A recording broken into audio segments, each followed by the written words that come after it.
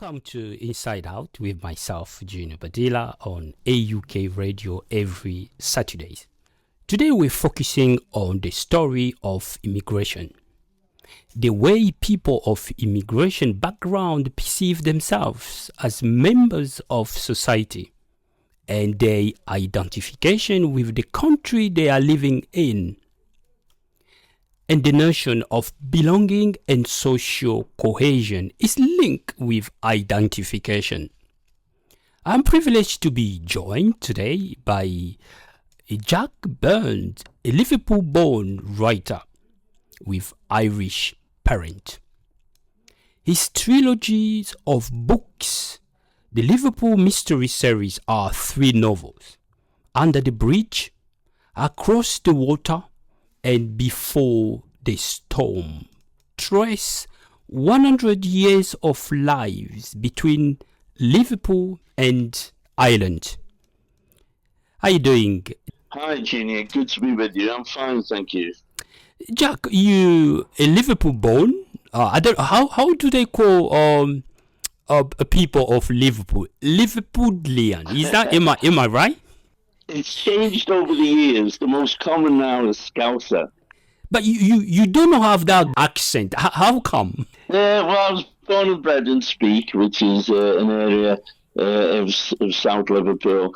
I started moving away in the 1980s looking for work, and I moved around the country a lot, as a lot of people did during them times. Liverpool had very, very high unemployment rate. And in a sense, it's kind of repeating the movements of earlier generations because, of course, looking for work and trying to find a living was why lots of Irish people came to the UK after the Second World War. My family were a part of that movement. So my accent is not as strong as it was when I was a kid, but it's a mixture, isn't it? That's a good or a bad thing. It's a mixture, a combination of different cultures, different places. The accent, maybe, yeah. I mean, I'm still proud to be from Liverpool and to be a Scouser born and bred. I'm an Evertonian. I know Luton are up in the Premier. I feel for Luton fans. So Yes, come on, Luton. it's a struggle for them. I mean, Everton have been there the last couple of seasons down at the wrong end. So I really do feel, hopefully we're pulling away, but anyway. But yeah. I know you part of different places, which makes you who you are. Jack, can you share? You're a writer here, born in Liverpool with parent for Irish parent. Can you share a bit of your background? I know you started sharing it, but what inspired you to write about the stories of Irish immigration? Okay, I mean, yeah, I will give a bit of background. Partly because, I have 3 novels published, so yeah, I'm a writer. But I spent years working in factories, including car factories. And like I said, I moved around in the 80s working in engineering, in lots of different types of factories. And I always wanted to write, but I was a working class kid. I was second youngest of 8 children, which is not uncommon in Irish families. Apart from the Pope not liking contraception, I think there's a culture and tradition of having large families. Partly, I guess, historically, that, it's more people to work to bring in the money to help, survive in hard times. But there were 8 kids. I was second youngest. My dad came over from Ireland in the late 40s. My mum, we think, was born in Ireland. She's passed now. Well, it's hard for us to work out whether she was born in Ireland or born in Garston in Liverpool. But her parents were from the same place in Ireland, Wicklow. So all my 4 grandparents were from Wicklow. My mum's dad moved across because he was a seaman. He died in the Second World War on the ships in the Channel supporting the Normandy landings. So Liverpool is famous for being a port in the docks, and Garston is the most southerly dock, in Liverpool. Okay, so that's my kind of background, working class Irish ancestry. And the first time I tried to write, if you like, was I was about 16, and I tried to write a biography of my dad. My dad Hmm. was a normal guy, painter and decorator. Worked hard for a living. Nothing particularly special about him. And I don't mean that in any offensive way. It's Hmm. like most of us. We're As all well. normal people. We just sometimes live in extraordinary times or are caught up in extraordinary events. My dad was part of the movement of people, and there were hundreds of thousands of people after the Second World War from Ireland that moved across to the UK.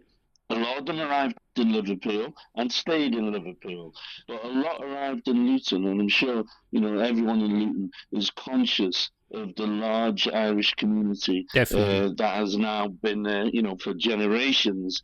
A large part of that in Liverpool goes back further because the famine in the 1850s and so on, and Liverpool as a city was transformed by that. Hundreds of thousands again, millions migrated through Liverpool, but hundreds of thousands stayed in Liverpool from the mid 1800s on. And but the next huge wave, if you like, was after the Second World War, Hmm. and Luton was a part of that wave, as was Liverpool, and as were all my grandparents. So, we share that common kind of ancestry. So, but I wanted to, something in me, I wanted to represent my dad's journey. I wanted to know why he did it, what it would feel like to do that. I got half a page and Hmm. then finished and, never wrote anymore, but it stayed with me. Definitely. And I'm going to tell you something now, which is a bit shocking, but Hmm. it's kind of like, I can't get away from it. It's reality. We were an Irish Catholic family, but the Irish was the least strong element of it. I was educated in a Catholic school, and I think this will sound familiar to your listeners around Luton as well. That the identification was Catholic, not Irish. In Hmm. Liverpool, that goes back to the mid 1800s So what because the they difference wanted then? to keep control of that huge Irish population they had, and they wanted Catholicism to be the dominant force and not Irish nationalism or nationality or culture. What difference So, then but one of between the results, sorry, what difference then to be classified as Catholic than Irish? well, okay, you have to remember that Ireland has always had a contested relationship with England. In Yeah. 1916 there was Yeah. rebellion, but there's been rebellions in every generation against English rule.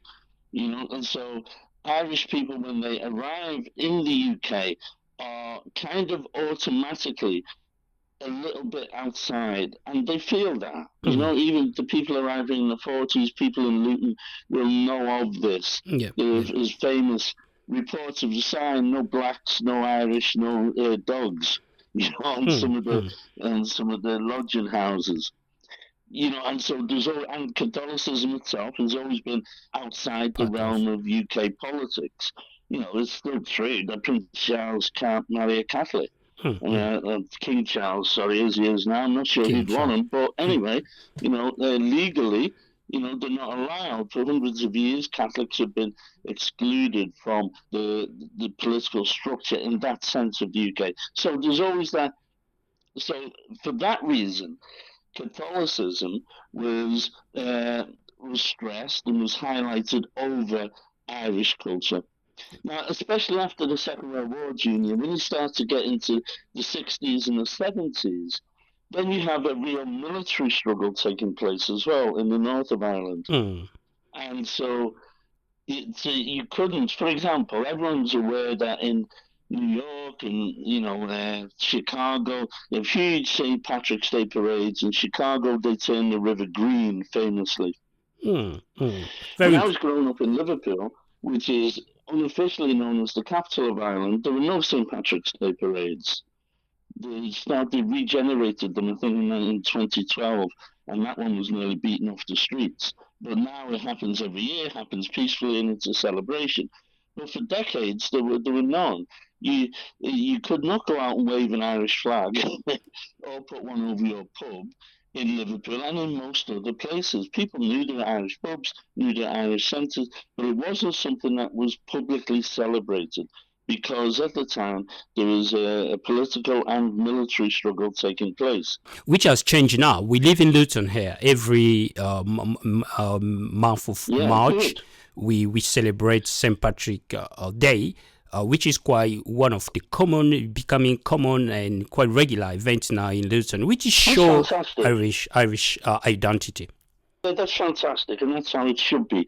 Every community should be able to celebrate its part within, the country and the community that we live. And so I think that's great. The point I was going on to make is because we're in that English Catholic, we're in England, we're born, consider ourselves English, but we're in Liverpool and we're Catholic. One of my older brothers, in a time when there was very little work, joined the British Army and went to Northern Ireland, eventually went to Northern Ireland. And he committed suicide in 1975 Sorry to hear that. in Derry, in Ebrington Barracks. Yeah, no, it's not nice. That's what I mean, it's a bit shocking. But it's a distillation, it's a concretization, if you like, of that struggle, between who am I and what the hell am I doing? And he must have felt that hugely, being in a place where the people had the same names, looked like him, sounded like him, lived in houses that look exactly like the streets and terraces in Liverpool. That's a real, identity crisis. Definitely. And so that happened when I was 15. And that thing has stayed with me as well. And so it's, my writing, which I started later in life, is to explore those issues, hopefully in a really engaging and page-turning way by writing thrillers. You've done it beautifully on a radio face novel, Under the Bridge, which was published in 2021. And yeah, that's right. This is the mystery. It follows reporter N and student Viney. They both become involved in a story of unions, crime, and police corruption after human remains on being discovered in construction site. Yeah, on a building site. Do you think that was the way? Go on, John. What happens is they find a body on a building site, and a young reporter and her friend is Vinny, a young guy whose dad was Irish, but he buggered off when he was a kid. And so he didn't really know him, and so he had no Irish influences in his life, and he begins to think about that.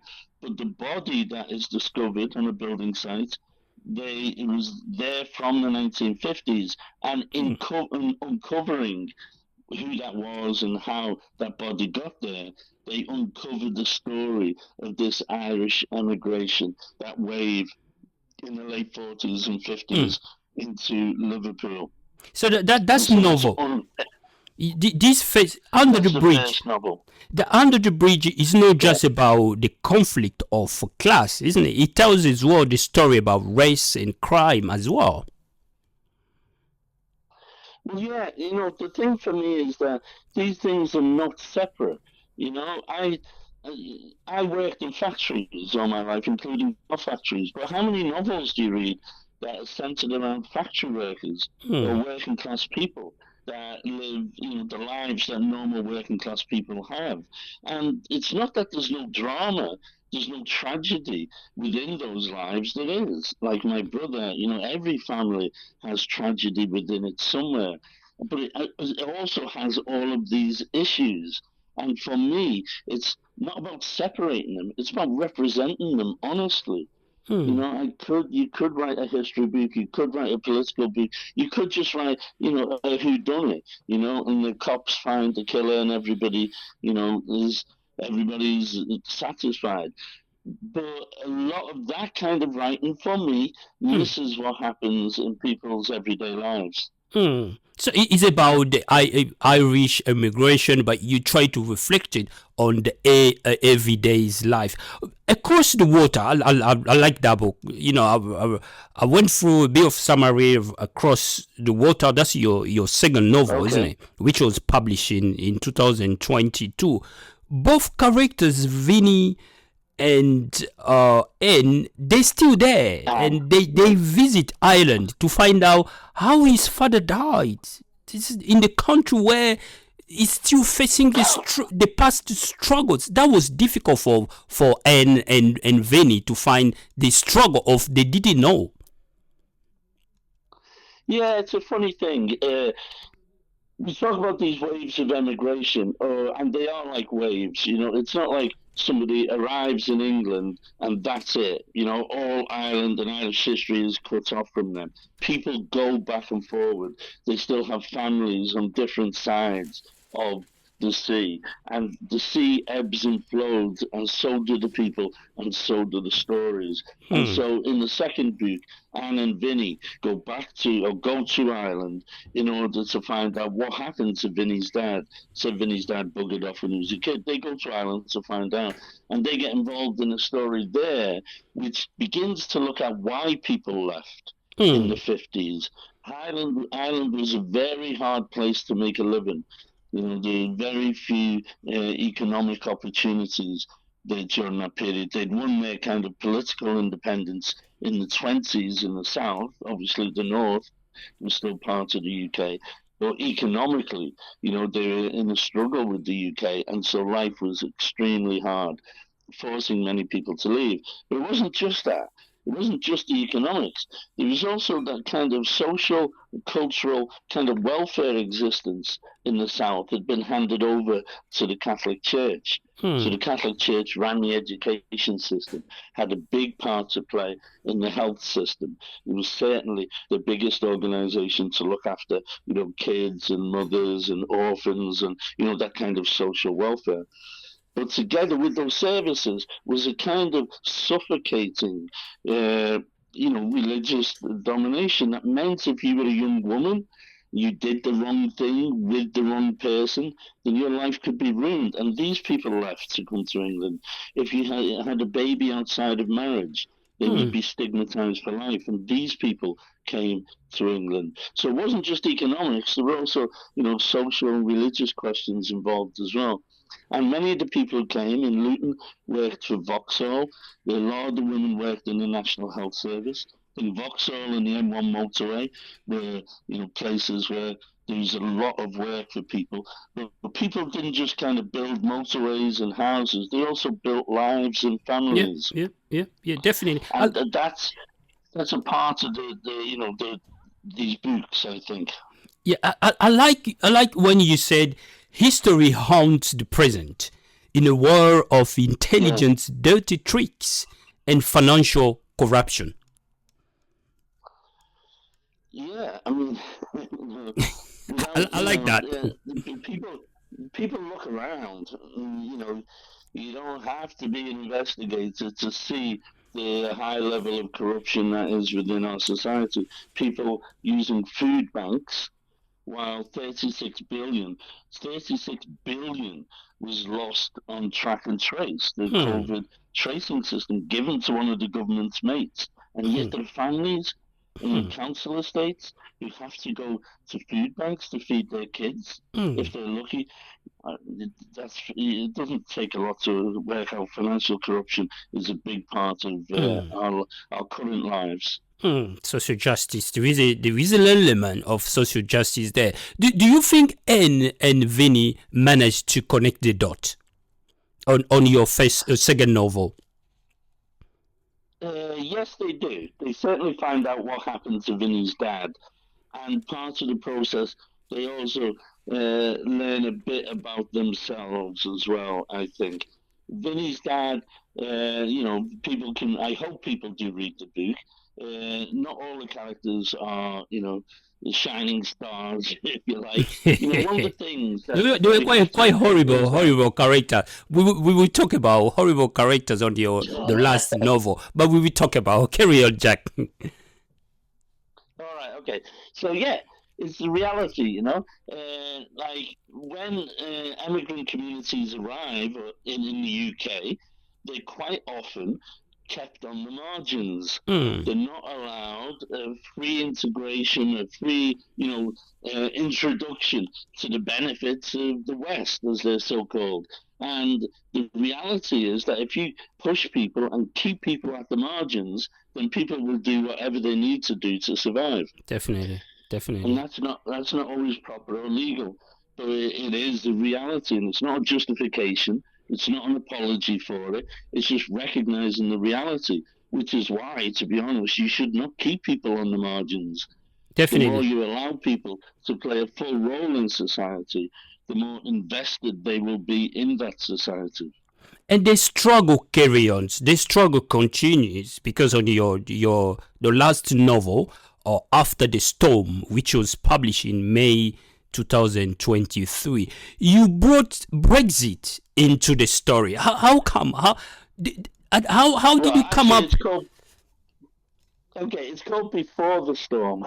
Yeah, before the That's a storm. small thing Before the storm. How? because it It happens the day after the Brexit vote. It starts the day after the Brexit vote. And there's one narrative in the story that is in the 1980s when Vinny was a kid, and then it's 2016 when Vinny is an adult. But And it's how did you manage to make the juxtaposition between the struggle facing 1981 and Brexit? I didn't invent it. It's there. It's always been there. Hmm. Thatcher in the 1980s set out on a project of weakening, if not destroying, the trade unions in the UK. And the biggest point of that was 1984 with the miners' strike, which she defeated. And the privatisation. Why are people paying water charges now? You Hmm. didn't in the 70s. In Ireland, where I am at the moment, they don't pay for their water. Why do we in the UK? Because Thatcher thought that it's better for society if people are making profit out of resources. So Hmm. British Rail, National Water Supply, British Telecom, all of these institutions that gave jobs, gave good paying jobs, and provided the services were handed over to private capital. They made lots and lots of money out of it, and what's happened? Hmm. Prices have gone through the roof, jobs have been cut, and the services are crap.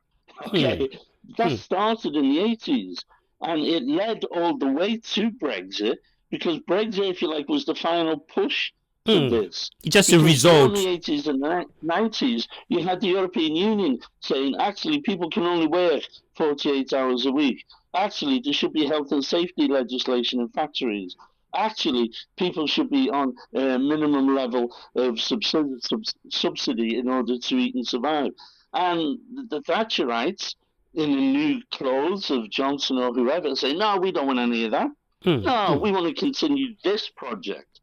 And this project is everything starts and ends with profit, and there is no society. It Hmm. falls apart.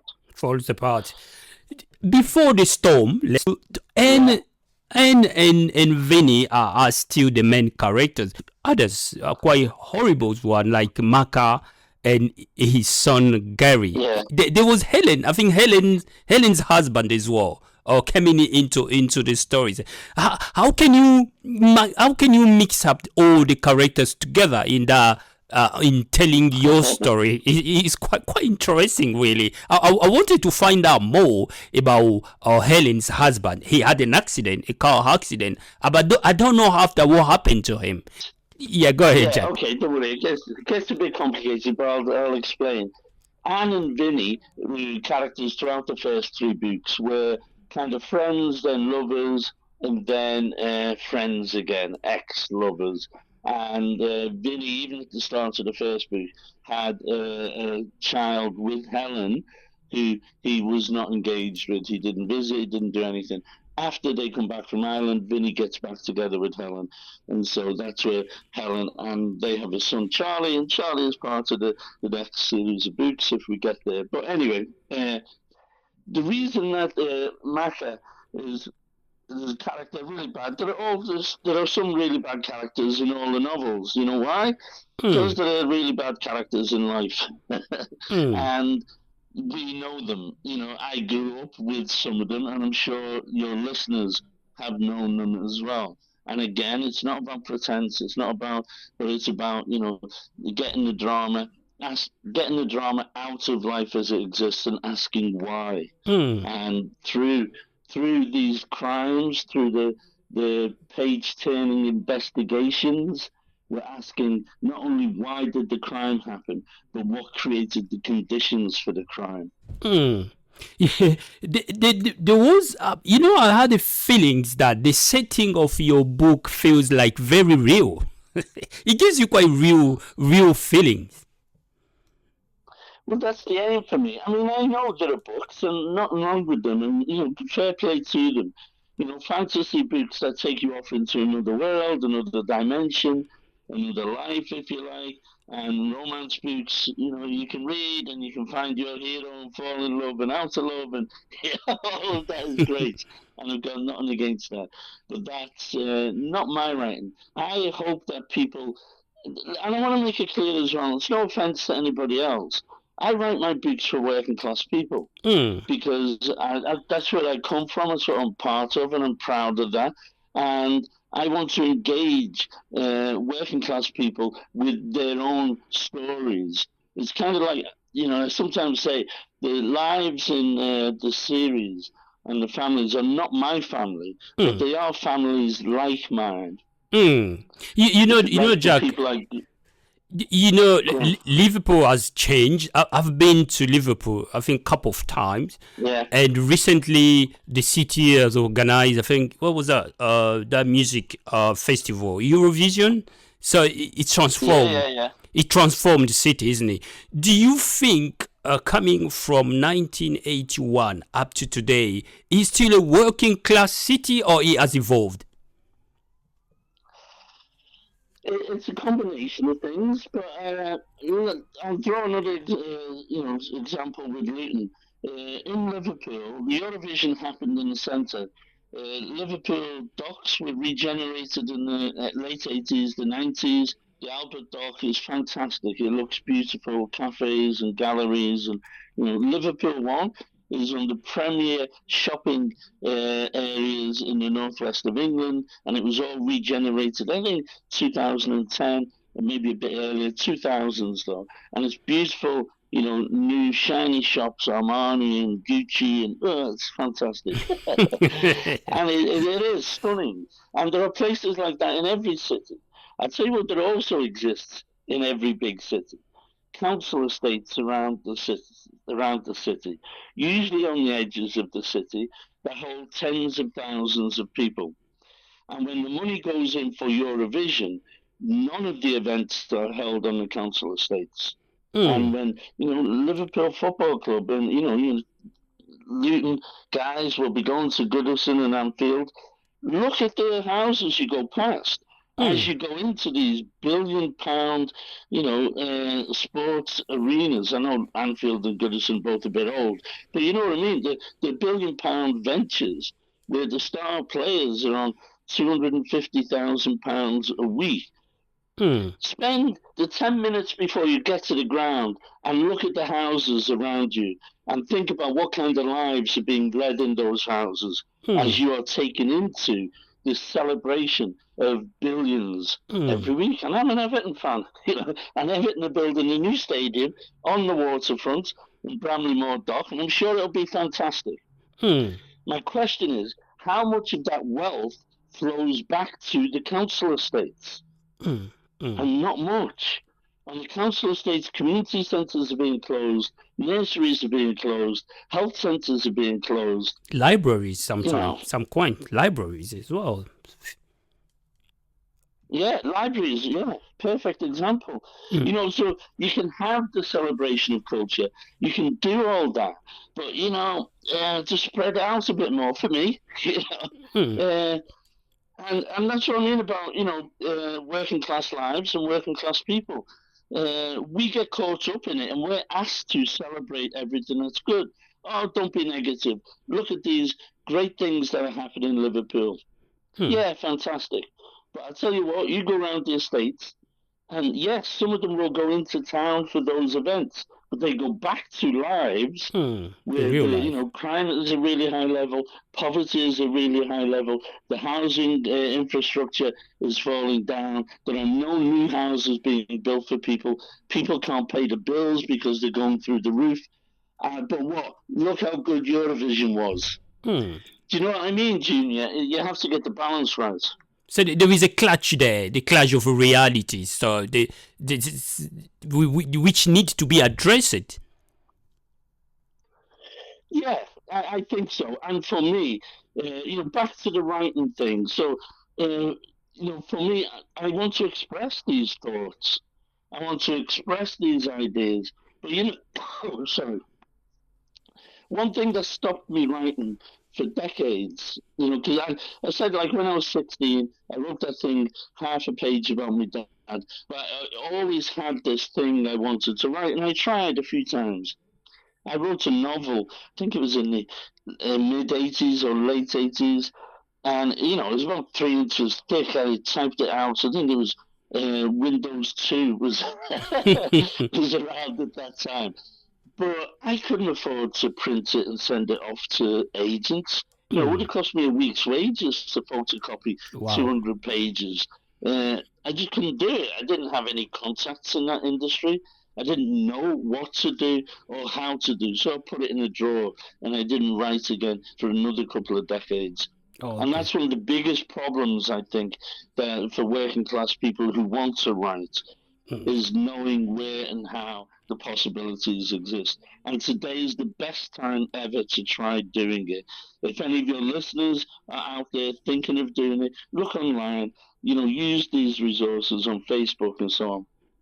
How do you Not to pay for things, but not to to pay? but to you can self-publish things now. There are writing support groups around that you can join for free. You can get to share your writing with people and get feedback to help you improve. And so, if you want to do it now, I think you can push a bit further. And I wish people the best of luck if they do want to try it. That's right, Jack. How do you feel that your audience, I mean, in terms of your community, Irish community, receive your book, your trilogy? I think it's going well. It's fine. It's not going to make me a millionaire, but that's not my goal. Uh, I like it when well, first of all, let me just say that I have a blog. It's jackburnewriter.com, or Google Jack Byrne Writer, and it'll take you to my blog and my books. And you can contact me there if you want a conversation, or if you want to get engaged in any of this stuff, or you want to share any of these ideas. But okay, I think the books are going well. I like it when people read them and contact me, as people do. It's interesting to me that the books and the traffic to my blog, for example, is quite international. Hmm. UK, Ireland, America, Australia.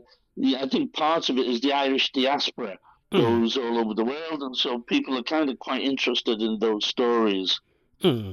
Do you think, Jack, that Irish diaspora they still connected themselves with Ireland, or they feel more integral part of the England? It goes in phases and it's different for different people. Uh, I know that there will be people who are brought up in Irish families in Luton who just consider themselves English, and that's Hmm. fine. There's Hmm. no, you don't have to do anything.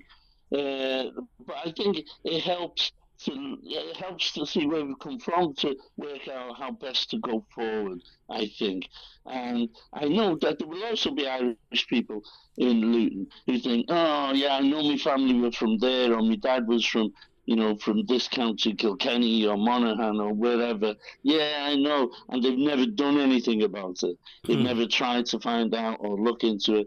And again, I think you can start with my books if you want, but there are lots of other resources, Hmm. to learn about. I think my books are good for two audiences, if you like. For general audience, absolutely, but for older Irish people who want their kids to know what it was like, then you could do worse than point them in the direction of my books, which are an immigrant story. So the older people to let their kids and grandkids know what it was like. And the kids and grandkids, buy them for your grandparents because they will also enjoy reading their story and someone celebrating it and saying, look, you helped make this country. And, that round of applause has never really arrived for them and for the hard work they did. And then one of the quotes on my book is a love letter to Liverpool. In the Irish Times, I said, no, it's a love letter to the generation of Irish people who came across after the Second World War. It's a celebration of those people. I really enjoyed it. I enjoy reading part of myself. I'm immigrant from Democratic Republic of Congo. I'm French native. I came here 20 years ago. I learned English from the scratch. It was hard, very difficult. And I know a few of my people of Congo, Congolese who are here. They're still facing struggle, language barrier for them to feel part of UK society. So there is a crisis of identities, belonging. Although that is very difficult for people of immigration background. I know the feelings. That's why the mystery, Liverpool mystery, is part of me as well. Even though it's Ireland, but there are quite elements that I do associate myself with. No, I mean, that's fair enough, Junior. And one of the characters, her father is from the Caribbean. She's mixed race, born in Liverpool.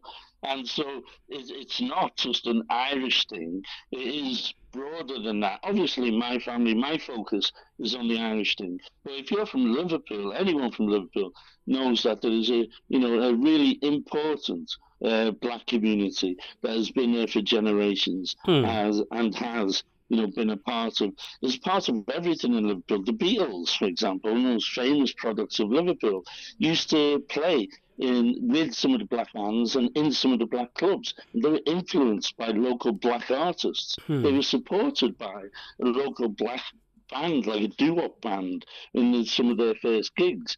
And, that's not the Beatles story that we know. And it's not the Beatles story either, that the Beatles were the best band that Ireland never had. They all had Irish roots. They all had Irish parents and grandparents. Definitely. But again, that wasn't celebrated until much later. John and Paul both wrote songs about Ireland, but in the heyday, it wasn't. And this is true of all immigrants, I think. It's such hard work, and it's not easy to integrate into the community. That takes all the energy. And sometimes there's a bit lost about themselves, their culture, their family. They lose some of that in the process. And I think it's, trying to keep that balance. And, this is a really important thing for Irish immigrants and sons and grandsons and granddaughters of Irish immigrants is, remember, you come from immigrant stock too. And so when new people arrive, you should give them the kind of welcome that you wanted your grandparents to have. Definitely. Finally, Jack, I need your view, your commentary. I like your commentary on a post-Brexit Britain and how it has indeed changed the landscape. Not just literally, but figuratively, how it has changed. Yeah. So everything has changed, isn't it, post-Brexit? Do you think that there is a combination of that with Irish immigration and post-Brexit? Okay, let me just say, I think, okay, I would have voted against, but that's against leaving. But staying in would have meant the same kind of issues. It's not, and going back in is not to resolve anything. These things have to be sorted out in our communities, in our place. I think immigration strengthens our communities. Why does it do that? Because it brings a wider knowledge of the world that we can share together, and it stops the wrong people being blamed. It's, you know, you blame the small boats and the refugees coming in. Really? When the boats, the billions are going out on bloody yachts. They're not coming in dinghies, you know. That's not the ratio of the problem. And the immigrants are blamed for the problems instead of blaming the forces that actually cause the problems. Brexit has enhanced that process. It's made it sharper, faster, quicker. But I think, you know, you're from the Congo. There's a lot of, you know, I don't know, it's Thomas Sankara in Burkina Faso, an African leader that many in the West would do well to read and understand, you know, the role that, you know, the ideas that he had about an undeveloped society, how you move forward. And it's that kind of learning from each other that I think that we can do and is important. Very good, Jack. Finally, Jack, we've got 3 books on that series, The Liverpool Mystery. Is there another one, or are others on the line? Yeah, there are. I'm in the process. The 5th book has kind of been written, and I'm halfway through the 6th book. Wow. That's a bit of a struggle at the moment, but they won't, you know, they won't be in the world for at least another year or so. But if anything I've said has sparked some interest with any of your listeners, then I'd ask them to go and visit the website, send a message, let me know, and have some interaction, some connection. And for anyone who wants to write, it is possible. You can do it. I left school with no exam results, not a single one. And I'm 3 books into this series. There's a lot of intelligence and enthusiasm and energy that is not tapped, that works in factories and shops and, you know, does the shitty jobs in the world. Why? Because that's all that's open to us. That's all we're educated for. That's all they want us for. But you can't break out of it, either by organizing or, if you want to write, start doing it. I know you mentioned a few challenges. There were quite few challenges you face while writing about Irish immigration. And how did you overcome them? A combination of luck and determination, I think. Wow. I wrote. Well, I've been writing for years, but nothing was happening with it. I couldn't do anything with it. I couldn't open any doors. And then I learned about self-publishing, and I thought, wow, I'm going to try this. So I had a collection of short stories that I organized and put up as a book on Amazon, and it's for sale on Amazon. It's called The One Road. It's really good. The One Road, yeah, I've seen it. The One Road, yeah. Okay, now I know I can do that. I'm going to apply to publishers and agents. And if within a year none of them, you know, take me up, then I'm going to publish myself. You know, it's kind of like, sod them, I'll get on with it. But at the end of that year, publisher, and I must have wrote to 50, 75, God knows how many. Wow. And the same with agents. But at the end of that year, then one of them said, oh, yeah, look, we're really interested in this. We'd like to publish it. And so, you know, so the right place, the right time sometimes. So they acknowledge that your writings, your books contribute to a broad understanding of the Irish immigrant experience. That's why they came to you. Yeah, I think so. Yeah, I mean, the publisher, for example, the publisher, his parents, one of his parents or both, I'm not sure which, were from Ireland. And so when he read the book, he connected with it. He thought, wow, this is my parents. Do you know what I mean? And so, yeah, I think for me that was lucky. But other people will find the same. I really encourage people, if they want to do it, to try doing it. Jack, it's been so privileged to have you on AUK Radio, Inside Out. You shared... Yeah, I really enjoyed being with you, Junior. Really interesting. You share quite useful insight into 100 years of Irish immigration, the link between Ireland and Liverpool. Where can we find your details? One last thing. Yeah, go ahead. Go on, Jack. If the Luton Irish Forum or the Luton Irish Centre want to invite me for a session, a speaking thing, whatever, I'd be more than happy to come and do it. So if there's anyone listening from Luton Irish Centre, get in touch and we'll sort something out. And if I do get there, then you can buy me a cup of tea. Promise, I'll do that. AUK Radio is very close to Luton Irish Forum. Quite regular guest to us, Noelette.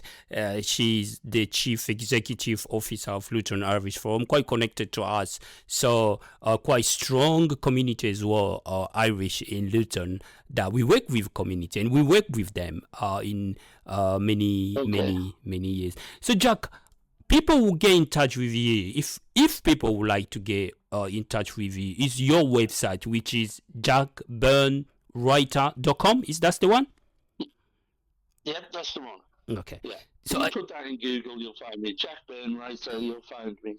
You'll find you, definitely. Jack, thank you. It's been a lovely, very privilege to have you on AUK Radio. Jack, you are the Liverpool Mysteries writer.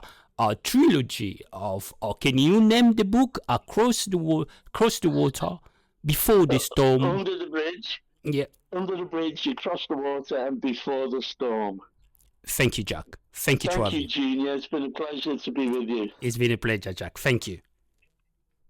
Bye-bye. Bye-bye. That was Jack Byrne, writer of the Liverpool Mysteries, Under the Bridge, Across the Water, Before the Storm. The book which highlights the immigration 100 years of Irish immigration experience from the islands to the Liverpool. Very interesting trilogy that I will invite you to go on and find out more.